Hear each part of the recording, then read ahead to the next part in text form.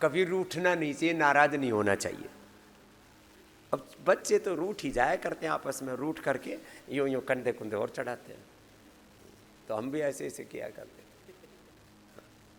उस दिन के बाद रूठना ही बंद कर दिया। और अब तो हम रूठ ही नहीं सकते, रूठे तो मनावे कौन?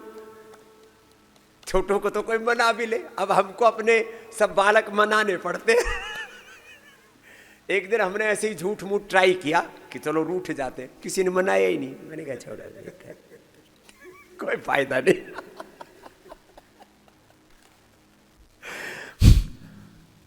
बेकार की चीज है कुछ। ऐसे कोप भवन में जब देखो तब कोप भवन में, जैसे विमलाई कोप भवन में बंद हो गई थी। ये नाराज नहीं होना चाहिए। कोप भवन में नहीं, योग भवन में रहा करो। और सुनो तीसरी बात, बोले माता पिता को नमस्ते करनी चाहिए, प्रणाम करना चाहिए। अब ये गांव में मतलब कोई बहुत बड़ा प्रसंग हो, कोई बड़ी वैसी बात हो तो नमस्ते कोई कर ले तो कर ले, नहीं तो रोज के रोज ये गांव की भाषा में रोज ये रासा को नहीं हुआ है। तो हम स्कूल में थे तो बोले कौन कौन बच्चे नमस्ते करके नहीं आए माता पिता को, हमने हाथ खड़े कर दिए। बोले जाओ घर जाओ नमस्ते करके आओ। अब ऑर्डर हो गया, सब बच्चे घरों को भाग गए, कुछ तो वापस ही नहीं आए। घर से वापस ले आए। अब हमको तो जो आज्ञा की भाई नमस्ते करके आओ, तो घर गए तो माता जी चक्की पीस रही थी। तो माता जी को प्रणाम किया और एकदम डरा छंट गांव की भाषा में वापस हो लिया।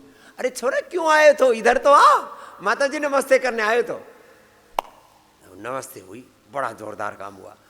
उस दिन की नमस्ते घनी काम आई। अगले दिन से पहले जितना मक्खन मिला करता था उससे डबल तो मक्खन मिला। शाबाशी मिली। हाँ, उठते ही माता ने सिर पे हाथ फिराया, पुचकारा। वो दिन है, आज का दिन है। हमने माता पिता को भगवान का ही स्वरूप मान लिया और जो कुछ है आज पिता की वजह से पुरुषार्थ और माँ की वजह से प्रेम करुणा वात्सल्य सारे सद्गुण सारा सत्व। तो